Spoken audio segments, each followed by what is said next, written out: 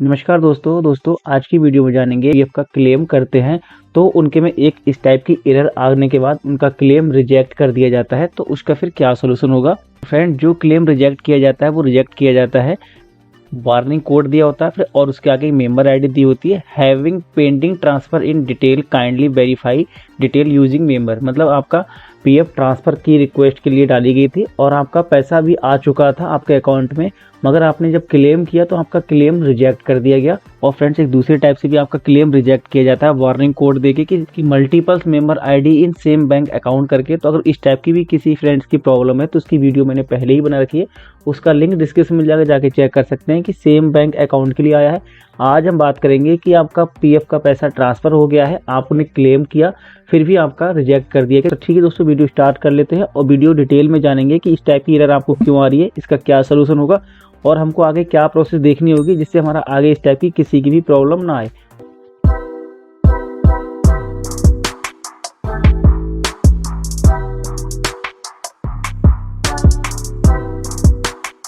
तो दोस्तों पहले बात कर लेते हैं ये प्रॉब्लम आ रही है आपकी क्यों आई है। इनका ये है मतलब कि आपने क्या किया, पीएफ ट्रांसफ़र किया और पीएफ ट्रांसफ़र करने के बाद आपके पास एक मैसेज आ गया कि भाई आपके अकाउंट में पैसे आ गए हैं। आपने जब पैसे आ गए आपने मेंबर आईडी भी चेक कर ली होगी। आप मेंबर आईडी कैसे चेक कर सकते हैं, आप जब प्रोफाइल में जाएंगे यहाँ पे आप यहाँ देख सकते हैं, यहाँ पे आपकी कंपनी दी है कि आपको जो बैलेंस था वो ट्रांसफ़र हो गया है। किस तारीख के लिए, आपको 9 तारीख के लिए आपका बैलेंस ट्रांसफ़र कर दिया गया और आपके अकाउंट में अभी आ गया नई वाली कंपनी में और पुरानी मेंबर आईडी से आपका बैलेंस 0 हो गया। इसके बाद ही आपने क्या किया, अपना क्लेम कर दिया, तो क्लेम आपका रिजेक्ट कर दिया कि तो आपको क्यों आ गया।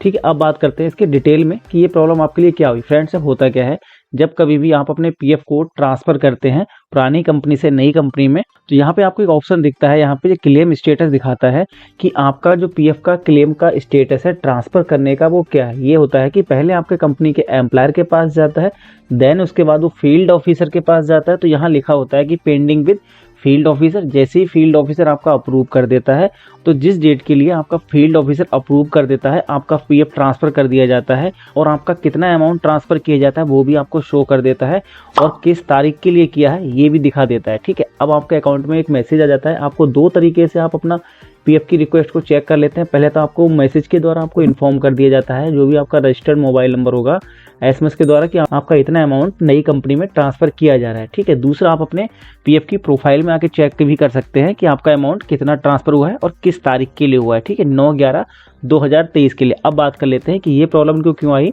आपको यहाँ ध्यान से समझना है, इनको देखिए 9/11/2023 के लिए इनका अमाउंट अप्रूव कर दिया, किसके लिए, ट्रांसफ़र के लिए। ठीक है फ्रेंड, जैसे ही आपके पास ये मैसेज पहुंचता है तो उस दिन आपका पीएफ ट्रांसफ़र कर दिया जाता है, मगर आप उस मैसेज के देखने के बाद, अपनी प्रोफाइल को देखने के बाद, ये अपनी पीएफ की पासबुक को देखने के बाद हमको लगता है कि हाँ मेरी इस डेट के लिए पैसा ट्रांसफ़र हो गया। आप फिर क्या करते होंगे, ऑनलाइन सर्विसेज में जाके अपना क्लेम को सेटल करते होंगे। तो मगर आपका जो पैसा होता है वो रियल में आपका ट्रांसफ़र नहीं हुआ होता है।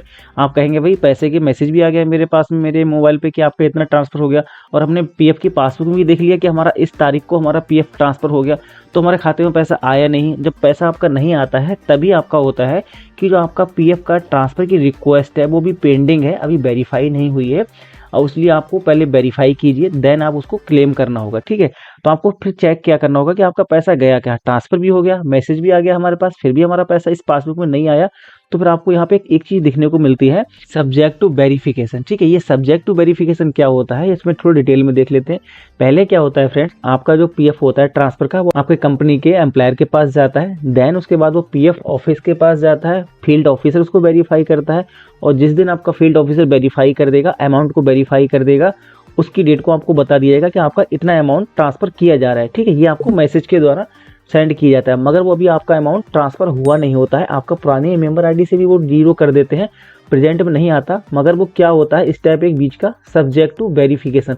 अब सब्जेक्ट टू वेरिफिकेशन क्या होता है, मान लो आपके अकाउंट में पीएफ पड़ा हुआ है और आपका इंटरेस्ट पड़ा हुआ है। इसके 2 पार्ट होते हैं, एक पीएफ का भाग होता है, एक इंटरेस्ट का होता है। तो आपको 2 अमाउंट को ट्रांसफ़र करना होता है, इसलिए वो सब्जेक्ट टू वेरिफिकेशन मोड में रख देते हैं। मतलब अभी आपका अकाउंट कंप्लीटली ट्रांसफ़र नहीं हुआ है, तो आपका पहले पीएफ ट्रांसफ़र होगा और जितना भी उस दिन तक का आपका इंटरेस्ट बनता होगा उसको वो कैलकुलेट करके वो भी आपको ट्रांसफ़र करना होता है। फ्रेंड्स, यहाँ पे मैं थोड़ा आपको और क्लियर कर देता हूँ। जैसे ही आपका सब्जेक्ट टू वेरिफिकेशन कंप्लीट होगा उसके बाद अपने पीएफ की पासबुक में देखेंगे तो आपका 2 टाइप के स्टेप दिखाएंगे। पहला होगा आपका ट्रांसफर होगा और आपका सेम ऑफिस करके दिया होगा, ठीक है। किस मेंबर आईडी से ट्रांसफर हुआ वो आपको शो हो जाएगी, ठीक है। और उसके आगे एक अमाउंट शो होगा और एक दूसरा भी अमाउंट आपको दिया होगा। ट्रांसफर लिखा है, ट्रांसफर इन किस में किया है, इस मेंबर आईडी से हुआ है। और क्या अमाउंट ट्रांसफर हुआ है आपका, इंटरेस्ट अमाउंट ओनली, ठीक है। ये कह रहा है कि आपका इसमें जो अमाउंट हुआ है वो सिर्फ आपका इंटरेस्ट ट्रांसफर हुआ है, जो आपको दिखा रहा है इंटरेस्ट अमाउंट ओनली, और ये दिखा रहा है आपका जो पीएफ अमाउंट है, ठीक है। तो दो ही अमाउंट हो जाते हैं, ये होते हैं सब्जेक्ट टू वेरिफिकेशन के, कि आपका पहले सब्जेक्ट वेरीफाई करेगा कि आपका पीएफ अमाउंट कितना ट्रांसफर होना है और आपका इंटरेस्ट कितना ट्रांसफर होना है, ठीक है। तो फ्रेंड्स आप इसमें समझ गए होंगे कि आपका पहले स्टेप होता है आपका एम्प्लॉई अब वेरीफाई करेगा, देन आपका फील्ड ऑफिसर करेगा। जैसे ही फील्ड ऑफिसर वेरीफाई कर देता है आपके पास मैसेज कर दिया जाएगा कि भाई हम अपना इतना अमाउंट आपको ट्रांसफर कर रहे हैं, और पुरानी कंपनी में भी आपका जीरो शो कर दिया जाएगा कि आपका इतना अमाउंट हो गया है। फ्रेंड्स आप क्या देखते हैं कि भाई मेरा तो पैसा मैसेज के द्वारा भी इन्फॉर्म कर दिया, ठीक है, और आपको ये भी देख लिया कि पासबुक भी मेरा जीरो हो गया, तो फिर आप क्या करते हैं अपने उस अमाउंट को निकालने के लिए रिक्वेस्ट लगा देते हैं। मगर आपका अभी वो कंप्लीट ट्रांसफर नहीं होता है, मैंने बताया सब्जेक्ट टू वेरिफिकेशन के लिए होता है। तो आपका जैसे ही ये अमाउंट और ये दोनों अमाउंट आपकी पासबुक में नई वाली मेंबर आईडी में शो होना चालू हो जाए, उसके बाद ही आपको पीएफ को क्लेम करना होता है, ठीक है। अगर आप उससे पहले क्लेम कर देंगे तो फिर आपके सामने pending transfer in detail verification का आपको रिजेक्शन कर दिया जाएगा। तो आपको फ्रेंड्स आपको समझ में आ गया होगा। थोड़ा सा मैं एक रिमाइंडर में जल्दी आपको बता देता हूँ कि ये सारा जो मैटर था वो क्या था। आप क्या करेंगे, पुरानी कंपनी से नई कंपनी में ट्रांसफर करेंगे। पहली बात में आपका कंपनी वेरीफाई करेगी, दूसरे स्टेप में आपको जो पीएफ ऑफिस का फील्ड ऑफिसर होता है वो वेरीफाई कर देगा। उसके बाद आपका मैसेज आ जाएगा मोबाइल पे कि आपका इतना अमाउंट ट्रांसफर हो गया, ठीक है, और आपके फिर जीरो अमाउंट शो हो जाएगा। फिर आपको अपनी पासबुक में चेक करना है कि आपकी पासबुक में कहीं ये ऑप्शन तो नहीं इंक्लूड कर दिया गया है सब्जेक्ट टू वेरिफिकेशन। अगर आपके इसमें सब्जेक्ट टू वेरिफिकेशन का ऑप्शन आ गया है तो फ्रेंड्स आपको यहाँ पे ये चीज़ देखनी होगी कि आपका सब्जेक्ट टू वेरिफिकेशन लगा कब। यहाँ पे आपको डेट भी शो होती है, यहाँ देखो 14 नवंबर 2023, ठीक है। 14 नवंबर 2023 के लिए ये आपका सब्जेक्ट टू वेरिफिकेशन लगा है। क्लेम वाले ऑप्शन पे जाके देखेंगे तो आपका जो क्लेम सेटल्ड हुआ है, मतलब वो ट्रांसफर हुआ है, वो हो गया है आपको 9/11/2023, मतलब 9/11 को आपको ट्रांसफर रिक्वेस्ट लगी है और 14/11 के लिए आपका सब्जेक्ट टू वेरिफिकेशन का स्टेप लग गया है। तो इसलिए आपका ये क्लेम रिजेक्ट कर दिया। आपने 9 तारीख को देख लिया होगा कि मेरा पीएफ आ गया तो अपना फुल सेटलमेंट का क्लेम लगा दूं, मगर जो आपकी प्रोसेस लग गई थी वो लग गई थी आपकी सब्जेक्ट टू वेरिफिकेशन के लिए।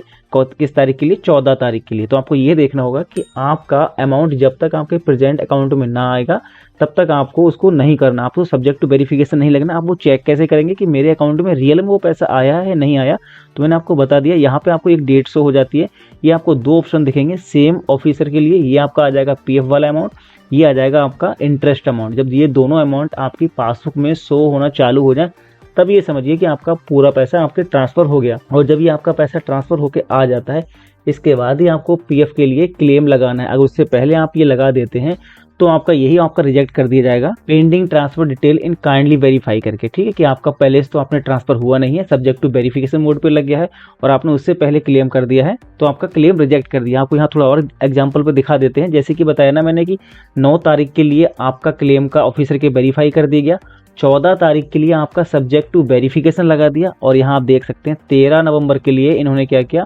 क्लेम अप्लाई कर दिया था, ठीक है। तो फ्रेंड्स आप समझ गए ना कि 9 तारीख के लिए इनके पास एसएमएस आ गया कि मेरे अकाउंट में पैसा आ गया। आपने पासबुक खोल के देख ली, वहाँ भी जीरो शो हो गया, ठीक है। 14 तारीख के लिए इनका सब्जेक्ट टू वेरिफिकेशन लग गया। सब्जेक्ट टू वेरिफिकेशन क्यों लगता है, आपका पीएफ और इंटरेस्ट अमाउंट को कैलकुलेट करने के लिए लगता है। उसको वो अप्रूव करेगा और जब वो अप्रूव हो जाएगा तो उसके बाद ही आपको क्लेम अप्रूव करना है, ठीक है। और इन्होंने क्या किया, 14 को तो अप्रूव लगा और 13 नवंबर के लिए इन्हें क्लेम कर दिया। तो ऑफिशियली जब आपका पैसा आया ही नहीं है, ट्रांसफर होकर सब्जेक्ट टू वेरिफिकेशन लग गया है, तो फिर आपका 13 तारीख को क्लेम कर देंगे तो ऑफिशियली रिजेक्ट ही हो जाएगा। इसलिए आपका ये क्लेम रिजेक्ट कर दिए गए, ठीक है। तो आई होप आप फ्रेंड्स इस जानकारी को बहुत अच्छी तरह समझ पाए होंगे। अगर आपको फिर भी इसमें कोई डाउट रह गया हो या समझ में ना आया हो तो मुझे कमेंट भी कर सकते हैं। और फ्रेंड्स आप मुझसे बात भी करना चाहते हैं तो इंस्टाग्राम आईडी का लिंक मैंने डिस्क्रिप्शन दिया है, वहाँ मुझे फॉलो करके मुझे मैसेज कीजिए, हम आपकी प्रॉब्लम पर हम डिटेल्स में बात करेंगे। तो ठीक है दोस्तों, वीडियो को लाइक कीजिए और यार चैनल सब्सक्राइब ना किया हो तो चैनल को सब्सक्राइब करना बनता है इतनी मेहनत के बाद में। तो ठीक है दोस्तों, हम मिलते हैं नए टॉपिक और नए वीडियो पर, तब तक के लिए टेक केयर और बाय बाय।